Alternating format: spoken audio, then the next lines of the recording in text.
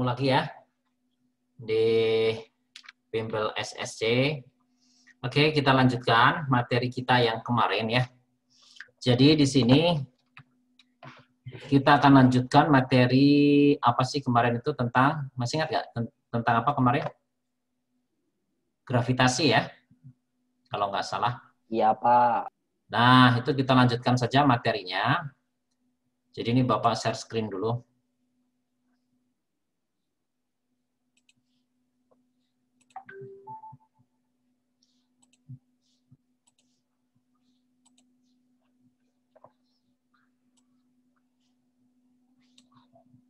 Ada ya di sana ya? Ada yang masih ingat kita sampai nomor berapa kemarin?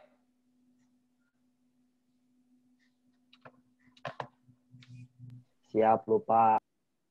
Ada yang ingat? Efek Doppler apa? Itu ya? Kepler. Hukum Kepler ya. Berarti nomor 13. Ya, 13. Oke. Nah, sekarang kita lanjutkan nomor 14 ya. Nomor 14.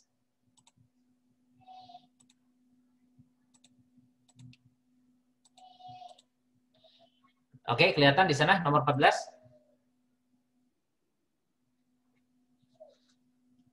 Halo? Kelihatan, Pak. Kelihatan ya? Oke, kita lihat kelanjutan yang kemarin ya. Jadi di sini nomor 14, percepatan jatuh bebas pada permukaan bumi adalah 10 meter per second kuadrat ini. Ini satuannya salah ya. Jadi maksudnya percepatan jatuh bebas itu maksudnya percepatan gravitasi maksudnya. Jadi percepatan gravitasi itu kan G. Nah, di situ harusnya 10 meter per second kuadrat gitu. Ya, bisa juga sih ditulis 10 meter second pangkat min 2 gitu ya. Oke, anggap bumi dan planet berbentuk bola dengan massa jenis homogen. Ya, homogen artinya serba sama.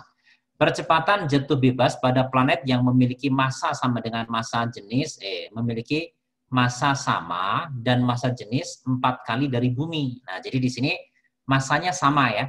Ya, jadi di sini massa planet itu sama dengan massa bumi gitu. Nah, kemudian yang berbeda itu massa jenisnya. Jadi dikatakan massa jenis planet itu 4 kali dari bumi. Jadi rho planet itu sama dengan 4 kali massa jenis dari bumi, gitu ya. Oke, kalian masih ingat kan? Massa jenis itu apa sih? Massa per volume. Ya, pinter ya. Jadi massa jenis itu massa dibagi dengan volume. Nah, sementara apa namanya? Tadi kan planetnya dianggap bola nih. Volume bola apa ya? Ada yang masih ingat volume bola? Tolong sebutin. 4/3 pi R pangkat 3. Iya, 4/3 pi R pangkat 3. Oke ya, benar. Nah, sekarang kita bekerja dengan ini nih, ya. Jadi diketahui di sini apa namanya massa jenisnya tadi. Jadi massa jenis planet itu 4 kali massa jenis bumi. Tapi sebelum itu ya, kalian masih ingat kalau percepatan gravitasi itu sebenarnya apa? Kalau misalnya di bumi, misalnya kita apa namanya anggap misalnya ini bumi kita, misalnya gitu ya. Nah, bumi ini misalnya jari-jarinya adalah R, ya ini jari-jarinya adalah R, gitu. Nah, maka percepatan gravitasi di permukaan bumi, ini massa buminya MB misalnya, ada yang masih ingat perumusannya gimana? Percepatan gravitasi bumi teh di permukaan. G besar. G besar Kali M. Kalikan massa bumi, betul, dibagi dengan R kuadrat. R kuadrat. Nah, ini yang nilainya tadi ya, nilainya dikatakan 10 tadi, meter per second kuadrat. Nah, oke, sekarang kita mau cari percepatan gravitasi di permukaan planet tadi. Nah, kita bekerja dengan ini nih, mulai dari sini nih. Nah, kita uraikan ya massa jenis planet. Nah, massa jenis planet itu kan massa planet dibagi dengan volume planet kan mestinya ya. Sama dengan 4 kali massa jenis bumi. Ya, berarti massa jenis bumi berarti massa bumi dibagi dengan dibagi dengan volume bumi kan? Nah, sementara volume tadi udah disebutin. Ini volumenya gitu. Sehingga nanti kalau kita uraikan lebih lanjut, kalian punya apa? Jadi massa jenis, massa planet dibagi dengan volume planet berarti 4/3 pi R planet kuadrat. Kok kuadrat? Pangkat apa ini? Pangkat 3 ya. Pangkat 3. Gitu. Nah, sama dengan 4 dikalikan dengan massa bumi dibagi dengan volume bumi. Berarti 4/3 pi R bumi pangkat 3. Gitu ya. Ada yang bisa dicoret nggak di sini? Halo? Pi Ada 4/3 pi. Ya, jadi di sini bisa dicoret ya. Jadi 4/3 pi, 4/3 pi ini habis. Ya. Sehingga nanti kalian punya, berarti perbandingan ini ya, apa namanya, si jari-jari. Nah, tadi kan disebutkan gini, massa bumi dengan massa planet itu kan sama ya, yang ini nih. Jadi massa bumi sama dengan massa planet. Tadi disebut gitu kan ya. Jadi anggap bumi dan planet berbentuk bola dengan massa jenis homogen. Percepatan jatuh bebas pada planet yang memiliki massa sama, ya. Jadi ini massanya sama, ya tadi. Nah, kalau begitu berarti ini bisa dicoret juga dong, ya. Jadi ini dengan ini habis gitu. Nah, sehingga nanti kalau begitu di sini kalau Bapak ambil misalkan perbandingan ini ya jari-jari ya, jari-jari apa namanya? Bumi dibagi dengan jari-jari planet. Ini kan pangkat 3 ya, ini Bapak keluarin aja pangkat 3-nya. Nah, ini pangkat 3 nih. Berarti sama dengan berapa ini? Sama dengan? Halo? 4. Sama dengan 4. Gitu ya. Oke? Nah, sehingga nanti kalau misalnya kita ambil ya, berarti jari-jari bumi dibanding dengan jari-jari planet itu sama dengan berapa? 4 pangkat 4 pangkat berapa ini? 3 akar 4. Pangkat sepertiga bukan? Iya benar. Pangkat sepertiga ya? 4 pangkat sepertiga. Oke, nah sekarang kita mau bandingkan ya. Jadi kalian bandingkan saja. Jadi di sini percepatan gravitasi planet dibanding dengan percepatan gravitasi bumi. Berarti nanti kalian punya apa? Kalau percepatan gravitasi planet kan berarti G dikalikan massa planet dibagi dengan apa ini? R planet kuadrat. Gitu ya. Dikalikan, kalau bumi kan ini di bawah nih, jadi dibalikan. Jadi R bumi kuadrat dibagi dengan G kalikan massa massa bumi ya. Nah, gitu. Ada yang bisa dicoret di sini? G sama, ya kan? Kemudian di situ massa planet dengan massa bumi kan sama. Nah, ini sama nih. Gitu. Sehingga nanti G planet ini dibagi dengan berapa nih? G bumi kan 10 ya, 10. Ini sama dengan R bumi dibagi dengan R planet, tapi kuadrat gitu. Gitu ya. Nah, sehingga nanti kalau kita tuliskan di sana, kita punya apa? Jadi nanti kalian punya 4 pangkat sepertiga. Ini kuadrat gitu ya. Betul nggak nih? Jadi nanti percepatan gravitasi di planet berapa ini? Ya, tentu saja kalikan silang ya, 10. Ini dikalikan dengan 4 pangkat sepertiga. Itu sama saja dengan 2 pangkat 2/3 ya. 2/3 pangkat 2. Jadi ini angkanya jadi susah begini. 10 dikalikan dengan 2 pangkat, berapa nih? Pangkat 4/3 ya. Ternyata nggak pas ya. Oke, ini.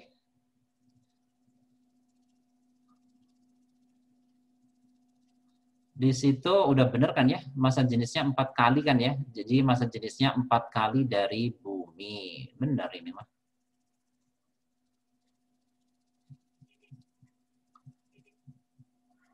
Massa jenis 4 kali dari bumi. Ada yang bisa menghitung ini berapa ini?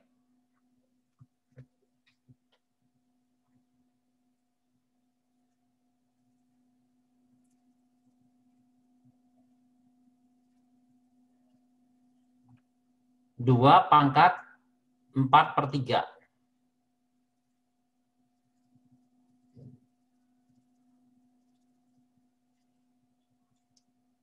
Coba tolong dihitungin itu berapa itu?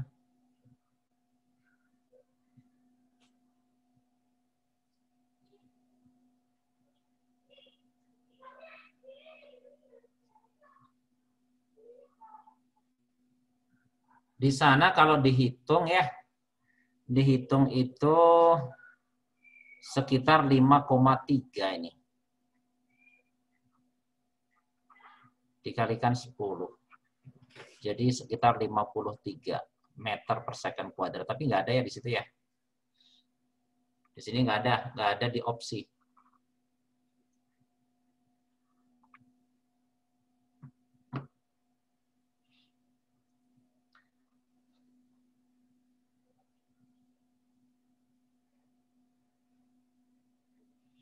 Ini kayaknya bukan 4 deh, ini mah angkanya kayaknya 8 nih harusnya. Jadi ini yang massa jenisnya ini jangan 4, harusnya ini 8. Nah, 8 kali. Kalau 8 kali, ini nanti jadi pas. Coba kita cek ya, ini Bapak ganti 8 nih. Kalau ini 8, di sini 8, gitu. Ini 8 ya. Ini 8. Berarti ini berapa? 2. 2 ya. Jadi di sini itu 2. Nah, gitu. Kenapa? Ya karena 8 itu kan 2 pangkat 3 ya. Jadi 2 pangkat 3. Nah, kalau di situ 2 nanti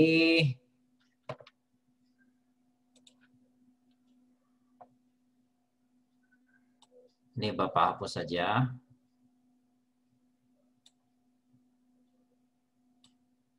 Jadi berapa di situ? 2 kuadrat 4. 4 ya. Jadi di sini nanti 4. Nah, kalau 4 berarti GP-nya berapa? 40. 40. Di situ ada kan 40 ya? Kayaknya itu salah angka deh.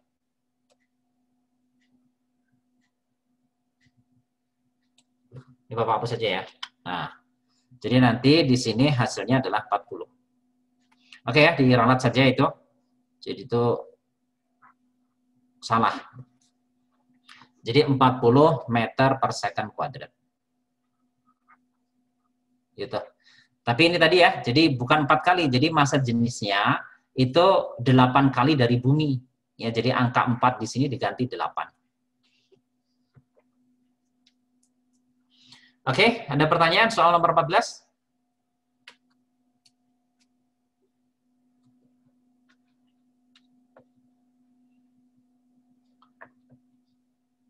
Halo, di sana? Bisa Halo, diikuti? Pak. Cukup, Pak. Oke ya. Siap, bisa. Bisa ya. Bapak ganti bisa ini? Siap, boleh. Bapak ganti dengan soal nomor 15.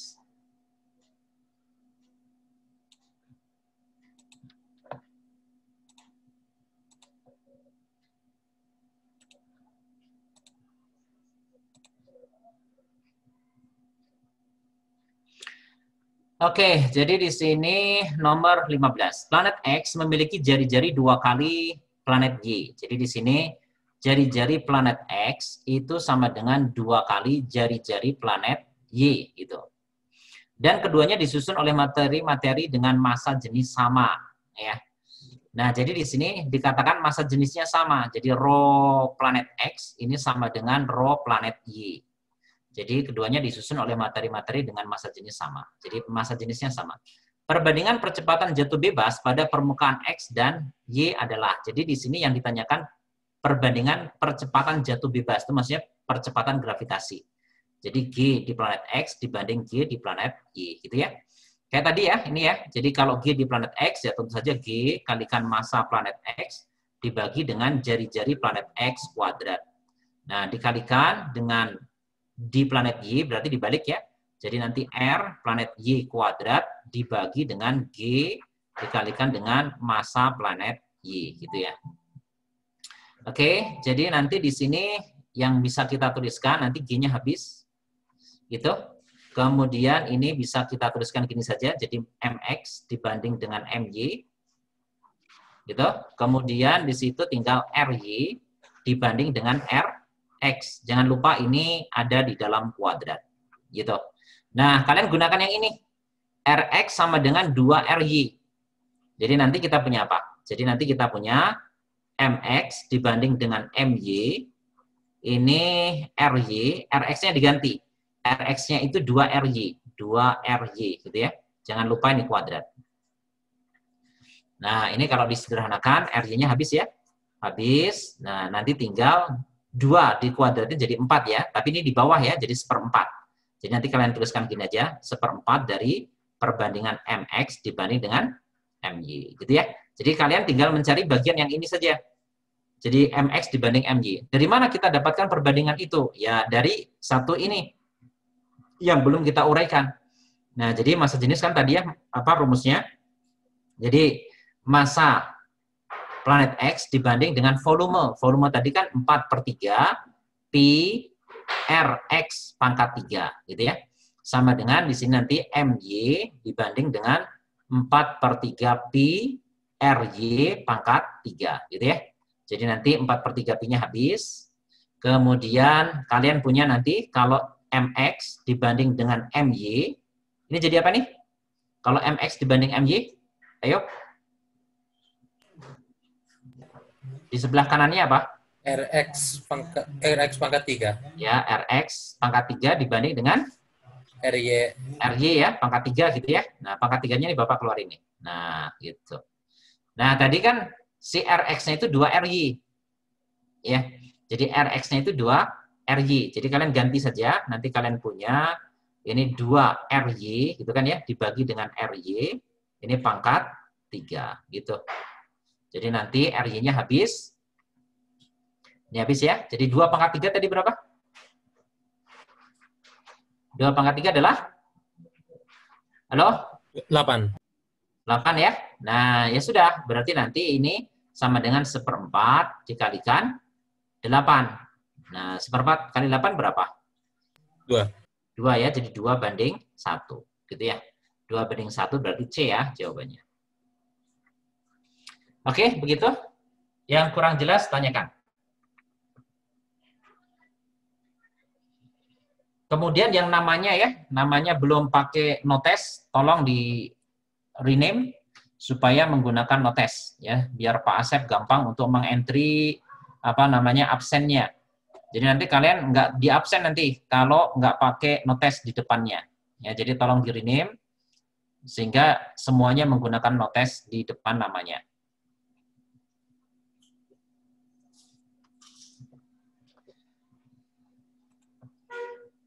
Oke, kalau sudah, sekarang kita lihat nomor 16. Nomor terakhir ini ya.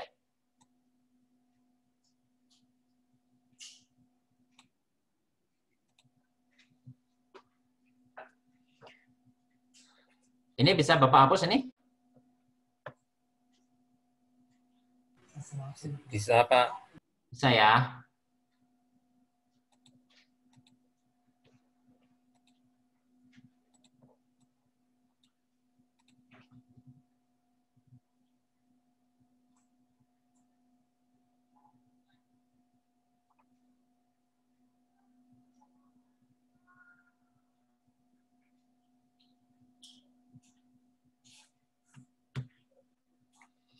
Oke, nomor 16. Coba kita cek bersama-sama. 16, di sini sebuah roket bermassa M kecil bergerak ke atas dari permukaan planet bermassa M. Anggap aja bumi lah ya, massanya M. Jari-jarinya R dengan kecepatan awal setengah kali kecepatan lepas. Nah, di sini ada kata-kata kecepatan lepas atau sering disebut dengan escape apa namanya velocity ya, escape velocity. Jadi kecepatan meninggalkan bumi gitu. Tinggi maksimum roket dari permukaan planet tersebut adalah berapa? Oke ya. Jadi sebelum kita bahas ini, coba kita apa namanya cari tahu dulu apa yang dimaksud dengan kecepatan lepas. Jadi kecepatan lepas ini kecepatan minimum yang diperlukan oleh suatu benda untuk meninggalkan bumi. Nah, jadi kalau dia bergerak ke atas vertikal misalnya, itu dengan kecepatan segitu, dia bisa lepas dari pengaruh gravitasi bumi. Maksudnya gitu. Ya, jadi misalnya gini. Ini kita gambarkan ya. Jadi di sini misalnya ada planet nih, ya, planet bumi ini. Ya, jadi misalnya ini planet bumi. Gitu ya. Nah, kemudian di sini ada sebuah sebuah roket misalnya. Jadi di sini ada sebuah roket. Ini mau pergi dari permukaan bumi gitu ya. Jadi mau pergi. Nah, dia harus memiliki kecepatan tertentu nih, V gitu ya. Sehingga dia lepas dari gravitasi bumi. Nah, ini kita bisa menggunakan kekekalan energi mekanik gitu ya. Kekekalan energi mekanik. Kalian masih ingat energi mekanik itu penjumlahan antara apa dengan apa? Energi potensial Ya. tambah energi kinetik.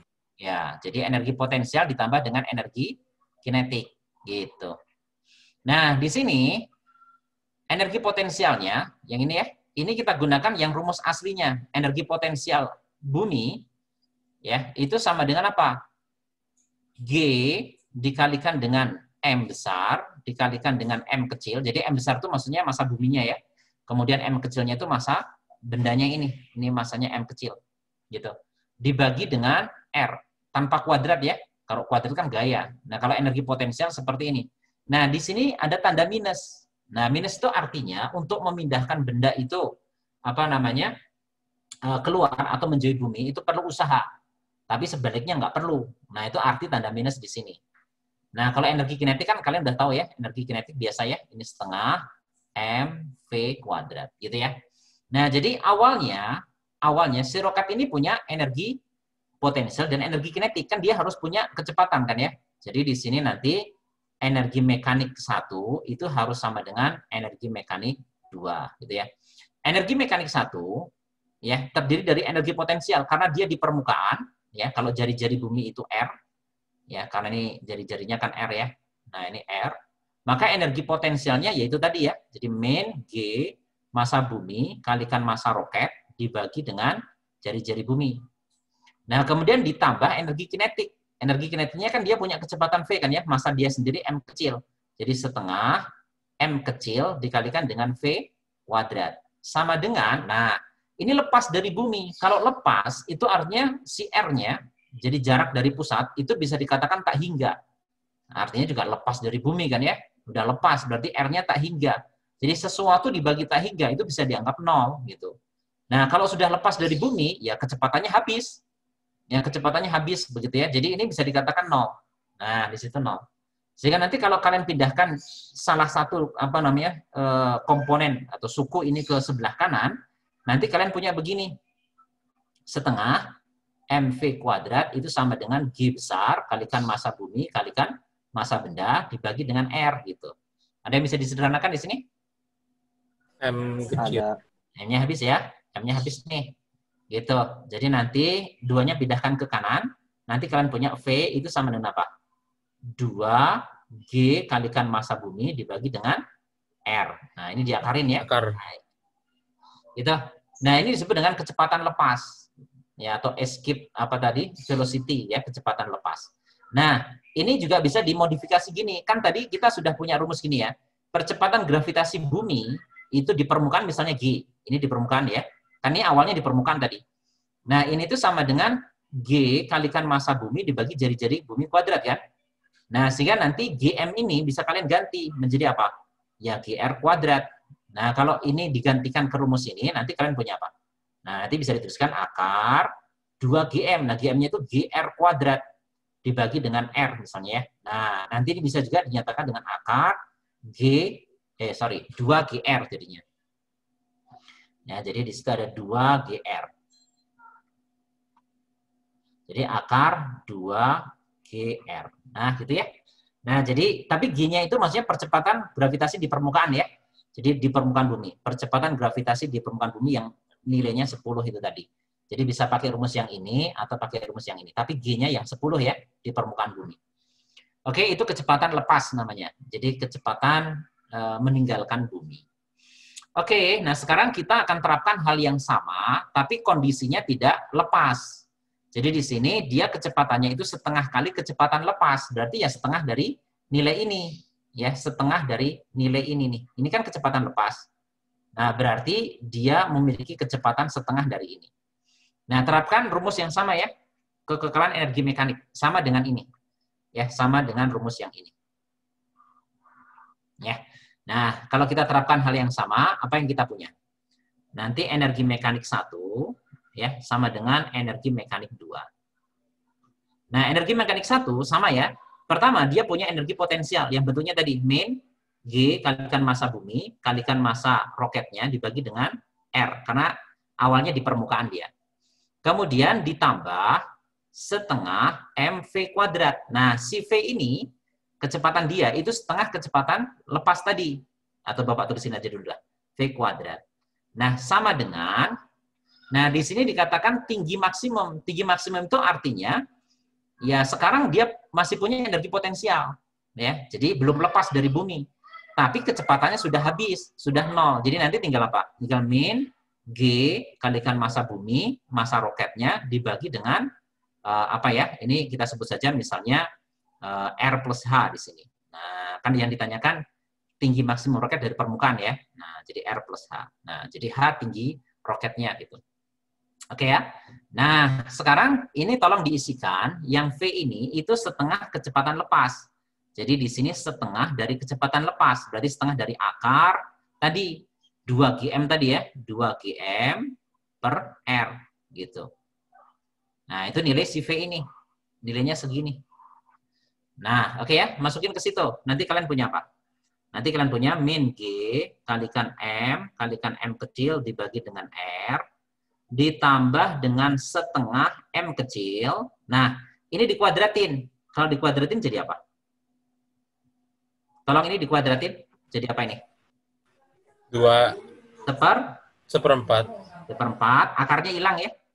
Jadi 2 GM dibagi dengan R. Ya, akarnya hilang. Sama dengan, nah itu tadi, min GMM tadi. Sebentar, ini Bapak hapus dulu. Nah, sama dengan min GM dikalikan M kecil dibagi dengan R plus H. Gitu. Oke, ada yang bisa disederhanakan di sini? Ini bisa habis ya, GMM ini. Kemudian GMM ini habis, ini juga habis. Gitu. Jadi nanti kita punya apa di sini? Nanti kita tinggal punya apa di sini? Min 1 per R ditambah berapa ini? Ini duanya habis ya dengan ini. Jadi nanti seperempat ya ini ya. Jadi 1 per 4R gitu. Ini sama dengan min 1 per R plus H gitu. Jadi nanti di sini berapa tuh? Kalau ini disamakan penyebutnya, jadi berapa? Ini min 4 ditambah 1 ya, dibagi dengan 4R. Betul nggak nih? Betul, Pak. Betul ya? Sama dengan min 1 per R plus H. Gitu. Oke, ini min dengan min ya, jadi plus. Jadi nanti kalian punya, sebentar, ini jadi berapa nih? Ini minnya itu yang di atas ya. Sebentar, ini ada salahnya. Ini min 4 di sini. Ini min 4. Nah, gitu.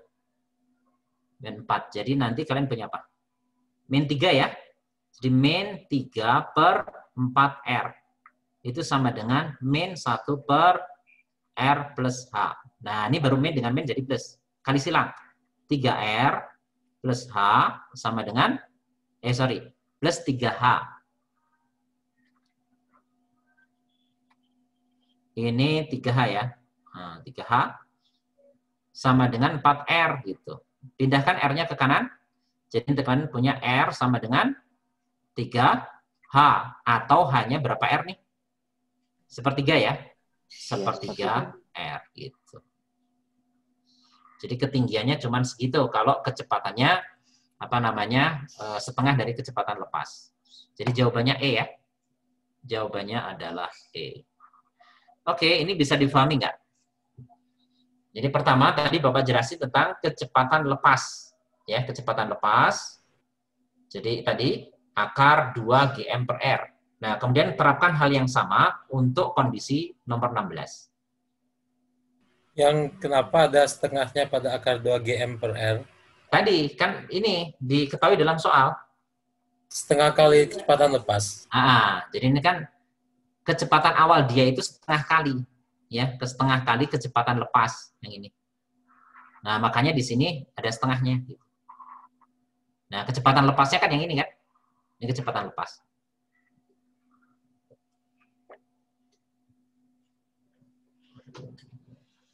Oke ya, tolong dicermati, yang kurang jelas nanti tanyakan.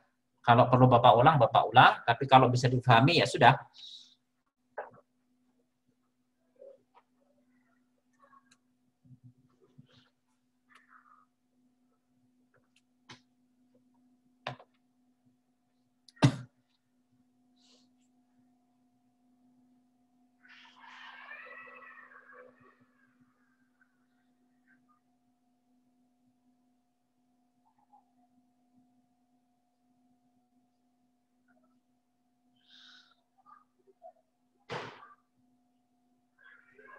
Assalamualaikum, Pak. Waalaikumsalam. Izin bertanya sedikit, Pak. Ya, silakan.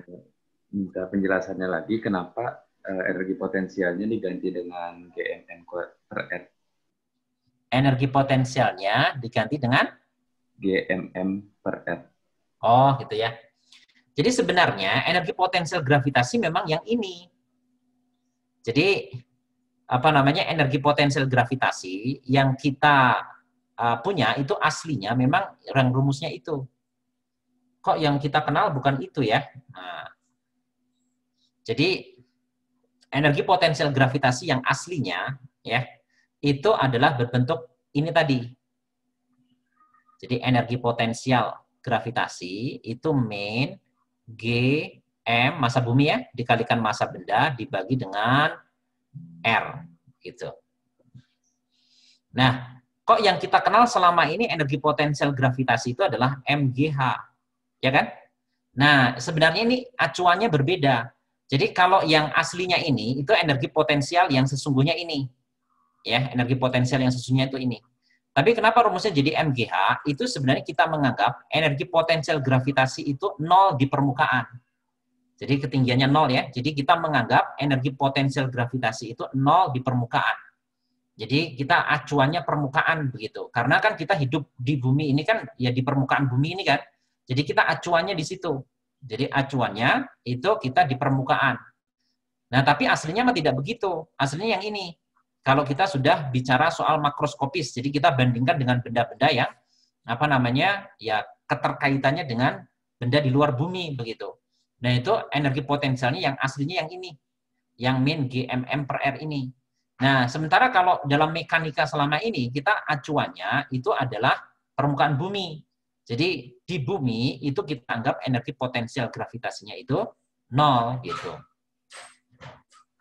Ya, energi potensial gravitasinya 0. Itu kalau yang selama ini kita pakai, gitu. Yang itu, MGH. Ya, makasih, Pak. Oke.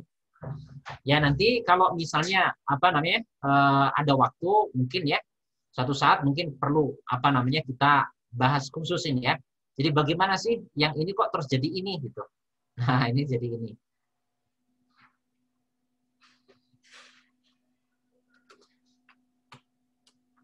Oke, tadi siapa? Wahyu atau siapa tadi? Iya, Pak.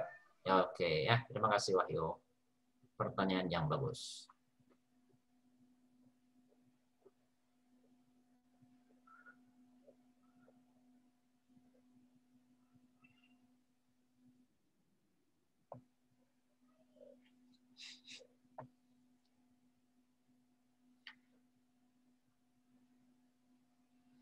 Oke, sudah ini?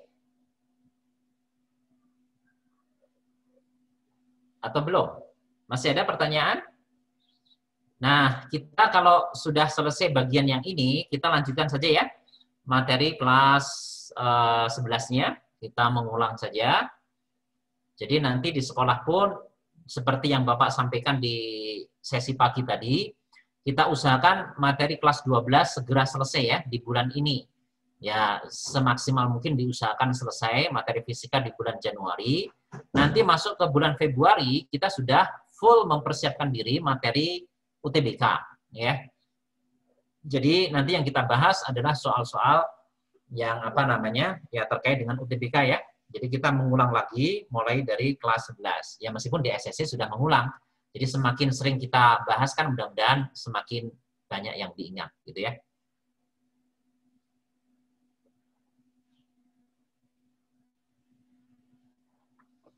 Oke, ini sudah belum?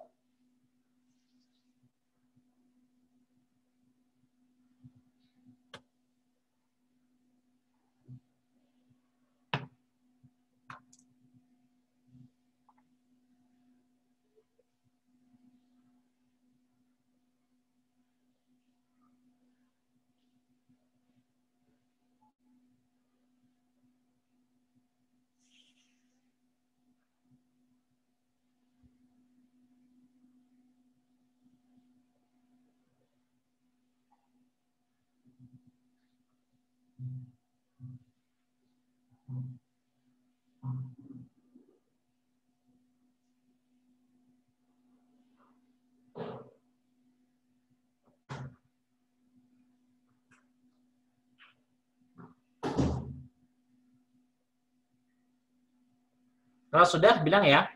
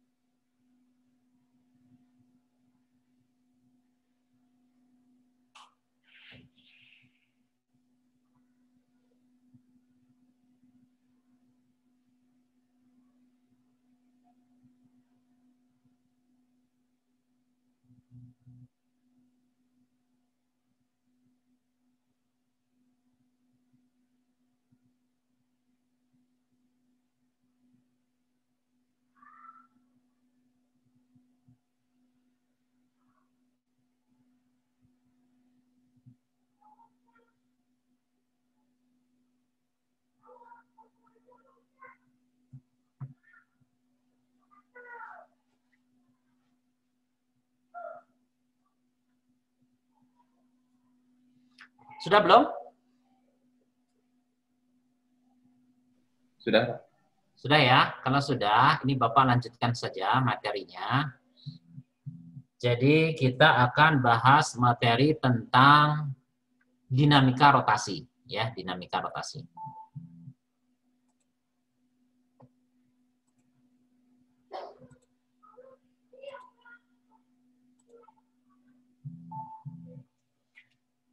Oke ya, jadi materi selanjutnya ini adalah tentang dinamika rotasi. Dinamika rotasi. Ya, mudah-mudahan nih sambil mengingat. Ya, diantaranya ada torsi nanti ya. Nah, jadi di sini yang pertama, tolong diingat, ini berkaitan dengan momen inersia.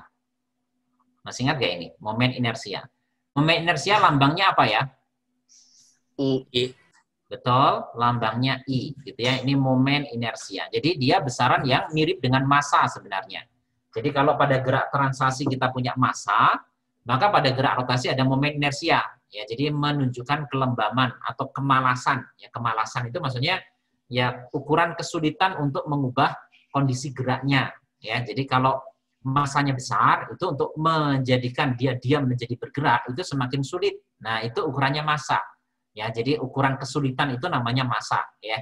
Nah, kalau benda itu misalnya diputar, ya, jadi dari diam diputar, semakin sulit kita memutarnya, itu artinya momen inersianya semakin besar. Semakin mudah kita memutarnya, itu berarti momen inersianya makin kecil. Nah, itu jadi ini besaran yang analogi dengan massa ya.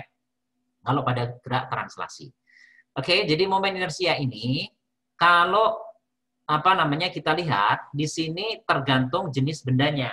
Jadi di sini ada dua jenis benda. Jadi yang pertama ini kalau untuk benda titik. Jadi ada benda titik. Nah, benda titik itu sering disebut sebagai partikel. Ya, partikel.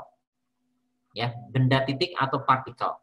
Nah, nanti momen inersianya itu didefinisikan sebagai apa namanya? Penjumlahan ini. Ya, jadi di sini sigma apa namanya? MI dikalikan dengan RI kuadrat gitu. Atau kalau kita uraikan ya nanti bentuknya adalah M1 dikalikan dengan R1 kuadrat ditambah dengan M2 kalikan R2 kuadrat dan seterusnya gitu. Ya, jadi ini momen inersianya seperti itu bentuknya. Jadi I-nya seperti itu. Ya, jadi ini I maksudnya ya, momen inersia. Nah, R-nya apa? R-nya itu adalah jarak massa ke pusat putar. Jadi misalnya gini, ini contoh saja ya. Contoh, misalnya di sini kita punya beberapa massa nih, ya. Jadi misalnya ini satu garis lurus, sebentar, ini kurang lurus. Bapak pakai ini aja. Nah, ini misalnya satu garis lurus gitu ya.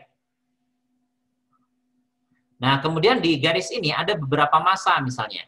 Jadi di sini misalnya ada M1 misalnya. Kemudian di sini ada M3 misalnya. Kemudian di sini misalnya ada M2. Ya, ada M2. Terus massa-massa ini mau diputar ya dengan subu putar ini misalnya. Nah, ini subu putarnya. Ini diputar misalnya ke sana.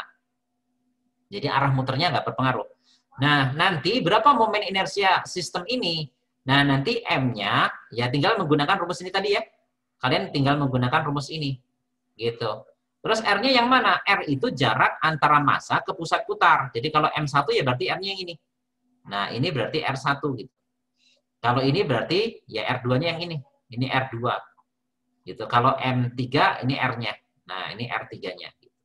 Nah, jadi diukur dari sumbu ya, dari sumbu putar. Nah, itu kalau bendanya benda titik. Nah, bagaimana kalau bendanya bukan benda titik? Ya, jadi di sini bendanya disebut dengan benda tegar. Jadi yang kedua ya, itu ada yang disebut dengan benda tegar. Jadi di sini yang kedua ini adalah benda tegar.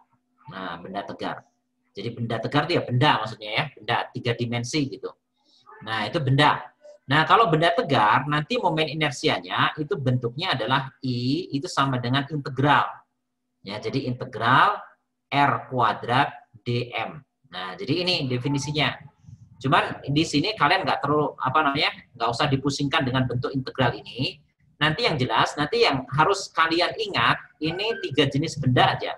Jadi yang pertama ini adalah batang homogen, ya batang. Kemudian yang kedua ini adalah silinder, ya yang harus diingat maksudnya ya. Nah kemudian yang ketiga adalah bola. Nah ini ya, jadi 3 benda ini yang harus kalian ingat. Karena wajib ini ya, wajib diketahui ini. Nah masing-masing nanti diturunkan persamaannya dari ini, integral R kuadrat dm. Ya, tapi nanti kita lihat contohnya saja dulu. Oke ya. Nah ini Bapak akan bahas contohnya, ya contoh untuk momen inersia ini. Untuk benda tegar dan untuk partikel. Ini berarti bukan yang kedua ya, ini masih 1 ini maksudnya. Jadi ini yang berikutnya maksudnya. Jadi ini yang berikutnya, ini adalah benda tegar. Nah, ini masih pembahasan momen inersia.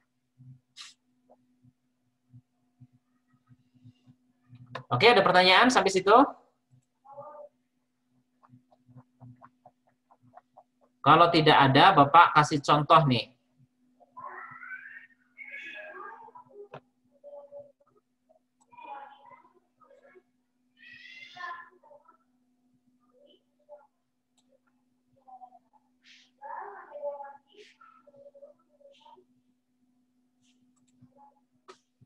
Ini bisa Bapak hapus atau belum? Boleh, Pak. Boleh ya, ini Bapak hapus ya.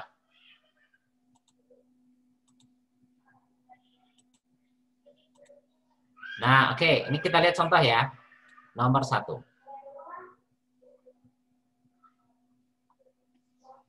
Nah, contohnya gini ceritanya.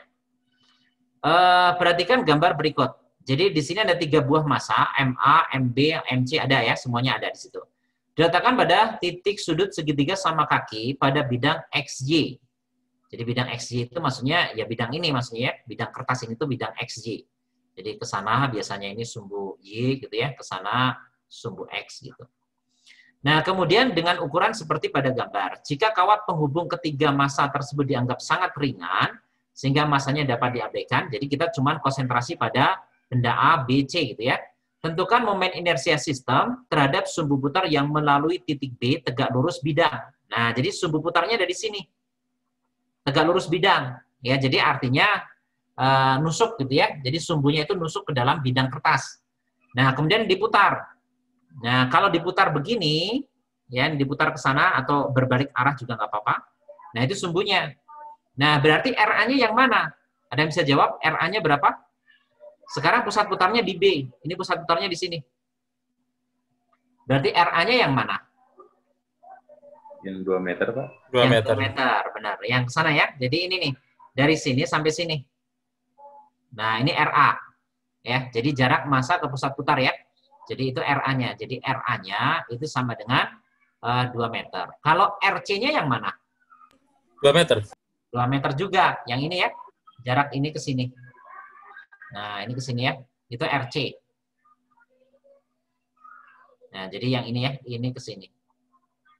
Gitu. Oke. RB-nya ada nggak? Nggak ada. Nggak Karena ada itu ya, di titik pusat. Nah, jadi di sini RB sama dengan RA ya, sama dengan 2 meter. Oke. Nah, berarti gampang banget ya. Kalau ditanyakan berapa sih momen inersia sistem ini? Ya tinggal massa A dikalikan dengan RA kuadrat. Gitu kan? Ditambah dengan massa B dikalikan RB kuadrat. Sorry, C ini. Kok B sih? B-nya kan nggak dihitung ya, karena itu R-nya 0. Jadi kita langsung ke C saja. Jadi di sini massa C dikalikan dengan RC kuadrat. Gitu. Nah, sehingga nanti massa A-nya berapa? 1. Kemudian RA-nya 2, jadi 4 ya, dikuadratin.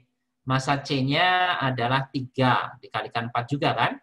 Nah, jadi nanti 4 ditambah dengan 12, jadi sama dengan 16 ya. Ini satuannya adalah kilogram meter kuadrat. Gitu ya? Jadi jawabannya adalah D.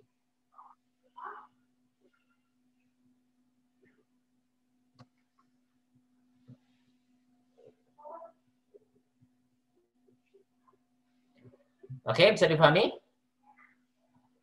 Bisa, Pak. Saya. Oke.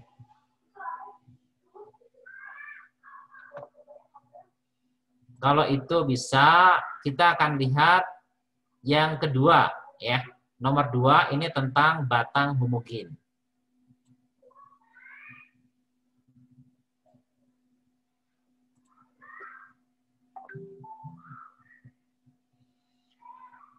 Bisa diganti? Bisa, Pak. Bisa ya?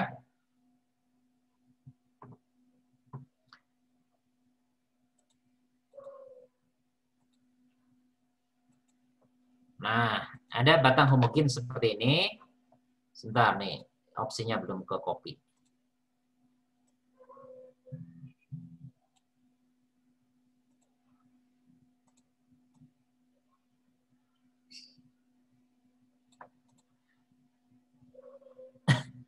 Oke, tadi kan Bapak udah bilang ya, untuk benda tegar itu ada 3 yang perlu kalian ingat ya. Jadi ada 3 yang perlu diingat. Tadi masih ingat apa saja? Yang harus diingat untuk benda tegar. Batang. Ya, pertama batang ya. Jadi ada batang homogen. Nah, jadi batang homogen itu maksudnya batang yang serba sama. Jadi seperti yang ada di gambar sebelah itu. Jadi nanti batang, kalau dia diputar di pusat masanya, ya diputar di pusat masanya. Sebentar, batangnya kurang bagus. Nah, misalnya ini aja. Kita punya batang seperti ini. Kemudian kita putar di pusat massa. Pusat massanya kalau homogen itu di tengah ya. Di tengah sini. Nah, diputar di sini nih. Diputar di situ. Kalau misalnya panjang batangnya itu L, jadi panjang batangnya dari sini sampai situ. Ini misalnya panjangnya L, kemudian massanya M, gitu. Diputar. Nah, nanti momen inersianya, itu nilainya disebut dengan momen inersia pusat massa. Jadi I-nya itu nanti sama dengan 1/12. ml kuadrat. Yang ini. Ini kalau diputar melalui pusat massa. Nah, terus kalau diputar tidak di pusat massa gimana? Misalnya diputar di ujung. Ya, jadi diputar di ujung misalnya. Jadi sekarang si batangnya, Bapak gambarkan ya di sini. Masih batang yang sama, seperti itu. Nah, cuman sekarang si batang ini, itu diputarnya di ujung. Jadi diputarnya di sini nih. Nah, diputarnya di sini. Ya diputar, gitu. Nah, sekarang momen inersinya jadi berapa? Nah, untuk mencari ini, kalian bisa menggunakan teorema sumbu sejajar. Ya, jadi ada yang disebut dengan apa tadi? Teorema sumbu sejajar. Apa itu? Nah, teorema ini mengatakan begini, jadi momen inersia yang baru itu sama dengan momen inersia pusat massa ditambah dengan MD kuadrat. Nah, ini disebut dengan apa namanya? Teorema sumbu sejajar. Ya, seperti ini. Nah, terus yang disebut dengan momen inersia pusat massa itu yang mana? Yang ini tadi. Ini momen inersia pusat massa namanya. Yaitu ketika dia diputar melalui pusat massa. Kalau batangnya homogen berarti di tengah pusat massanya. Gitu. Ya, jadi kalau kita putar di sini, ini menghasilkan momen inersia pusat massa. Nah, terus D-nya itu apa? Namanya juga teorema sumbu sejajar kan? Jadi D itu jarak antara sumbu ini. Jadi sumbu sejajar ini. Sumbu yang melalui pusat massa dengan sumbu putar yang sekarang. Ini D namanya. Gitu. Oke, kalau dalam kasus ini kan diputar di ujung ya, berarti D-nya berapa? Dalam kasus ini, D-nya berapa? Halo? 2. D-nya adalah setengah L. setengah L. Ya. Nah, sekarang masukkan ke rumus ini. Jadi I pusat massanya tadi kan 1/12. 1/12 ml kuadrat ditambah MD kuadrat. MD-nya tadi 1/2 L dikuadratin gitu. Ya, jadi nanti kita punya apa? 1/12 M kali L kuadrat ditambah 1/4 jadinya ya. M kali L kuadrat gitu. Jadi samakan penyebutnya saja, nanti kan jadi 4/12 kan ya. Jadi ini kan 1/4 itu kan 3/12. Jadi nanti 3 tambah 1 kan 4. Ya, jadi nanti 4/12 M kali L kuadrat. Atau akhirnya jadi 1/3 ml kuadrat. Nah, ini momen inersia kalau si batang itu diputar di ujung. Jadi 1/3 ini. 1/3 ml kuadrat gitu. Oke. Nah, apa yang Bapak jelaskan ini itu sebenarnya pembahasan dari soal ini. Coba kalian cek ya. Perhatikan gambar berikut. Ini ada batang panjangnya L, masanya M misalnya, ini masanya M, diputar di pusat masanya di tengah. Jadi batang homogen panjangnya L, masanya M, diputar dengan sumbu putar tegak lurus batang melalui pusat massa. Ya, pertengahan. Batang tersebut ya, pusat massa batang tersebut di titik O ya. Sistem ini kemudian menghasilkan momen inersia ini 1/12. Nah, ini disebut dengan apa tadi? Momen inersia pusat massa. Ya, yang 1/12 tadi udah Bapak tulisin. Tentukan momen inersia batang ini bila diputar melalui titik tengah antara ujung batang B dengan pertengahan batang. Nah, jadi soalnya agak sedikit berbeda. Sumbu putar sejajar dengan kita melalui pusat massa batang. Jadi dia diputar itu bukan di ujung kalau soal ini ya. Diputar di pertengahan antara ujung batang, titik B tadi ya, dengan pertengahan. Jadi dia diputarnya di sini nih. Nah, diputar di situ. Kalau digambar ulang ya, digambar ulang, berarti bentuknya akan seperti ini. Ya, bentuknya akan seperti ini. Nah, ini batangnya tadi. Nah, cuman dia diputar di sini. Ini kan tadi titik O ya, di sini. Ini titik O, di sini titik B. Nah, dia diputar di sini. Itu diputar di situ. Nah, kalau seperti itu kondisinya, berarti L-nya berapa ya? Ada yang bisa jawab? L-nya berapa ini? 1/4 L. 1/4 L. L-nya, sorry, D-nya. Itu sama dengan 1/4 D. 1/4 L. 1/4 L. Oke. Ya sudah, kalian tinggal menggunakan teorema sumbu sejajar tadi. Kalau kalian terapkan teorema sumbu sejajar, berarti I sekarang itu sama dengan I pusat massa 1/12 ml kuadrat ditambah dengan MD kuadrat. Jadi M, D-nya itu 1/4, dikuadratin jadi 1/16. Ya, L kuadrat gitu. Jadi 12 dengan 16, disamakan penyebutnya jadi 48 ya. Yang 12 kalikan 4, ya, jadi nanti 4/48, kan gitu ya. ML kuadrat, ditambah dengan yang 16, berarti kali 3 ya. kali 3. Jadi 3/48 nih. ml kuadrat gitu. Jadi nanti hasilnya berapa ini? 7/48 ya. ml kuadrat. Jadi hasilnya ini ya, 7/48. Jadi yang ini. Jawabannya yang A.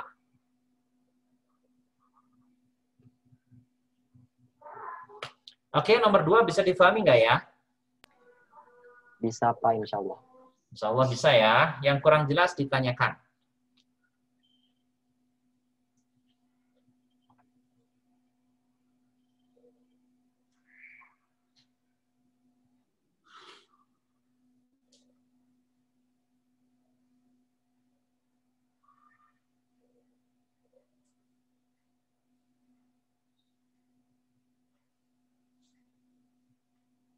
Berarti D itu dari sumbu putar ke yang pusat seperti O.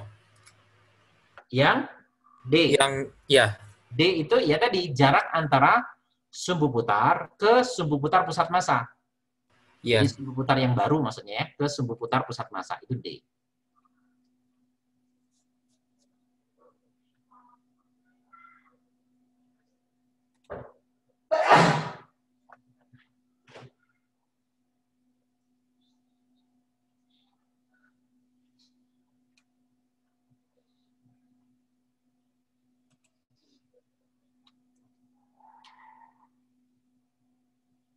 Oke, kalau nggak ada pertanyaan, Bapak lanjutkan sedikit. Sudah bisa diganti belum?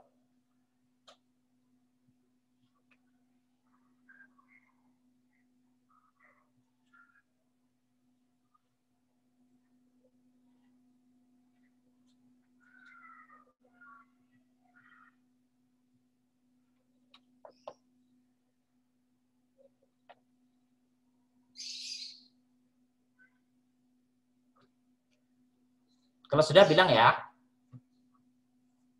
Sudah, Pak. Oke. Sudah Pak. Ya, siap. Kita lanjutkan sedikit ya. Kita lanjutkan sedikit. Jadi tadi Bapak masih membahas tentang momen inersia untuk benda tegar. Ya. Jadi tadi kan kalau momen inersia tadi kita bagi ya. Jadi pertama itu untuk benda titik tadi kan ya. Jadi partikel. Jadi kalau partikel tadi sudah ya. Jadi tadi I-nya tinggal dijumlahkan aja. Jadi nanti M1 kalikan R1 kuadrat, boleh pakai R kecil, boleh pakai R besar, bebas lah ya, cuma lambang doang. M2 kalikan R2 kuadrat, dan seterusnya gitu ya. Nah, sementara kalau yang benda tegar, jadi benda tegar. Nah, ini tadi kan udah kita bahas ya. Pertama untuk batang tadi. Ya, batang homogen maksudnya, batang homogen. Homogen. Yang barusan kita bahas, itu sudah. Nah, sekarang Bapak mau ingatkan yang kedua. Yang kedua ini adalah silinder. Silinder gitu. Silinder kulit. Ya, jadi di sini silinder itu secara umum ya, secara umum itu momen inersianya begini. Jadi kalau misalnya kalian punya silinder, jadi misalnya di sini Bapak gambarkan ya. Jadi di sini misalnya ada silinder seperti ini. Nah, kemudian ya silinder itu kan gini ya. Nah, gitulah ya. Sebentar. Kita buat lagi yang kayak gini.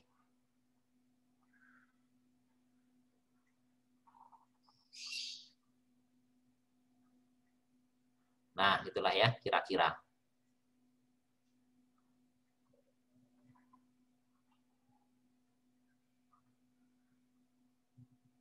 Nah, kurang lebih begitulah ya, silinder.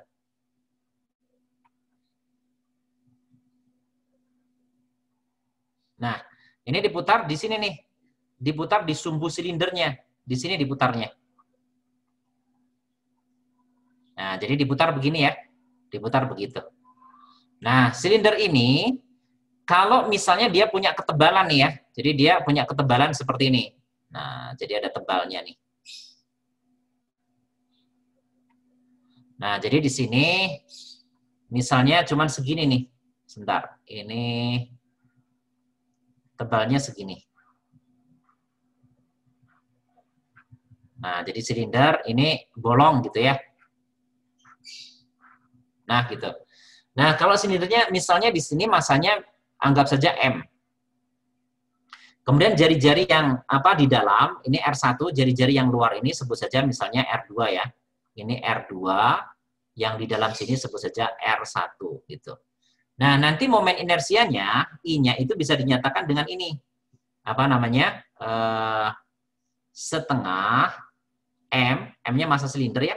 Ini R1 kuadrat ditambah dengan R2 kuadrat. Nah, jadi silinder itu rumus umumnya kayak gini.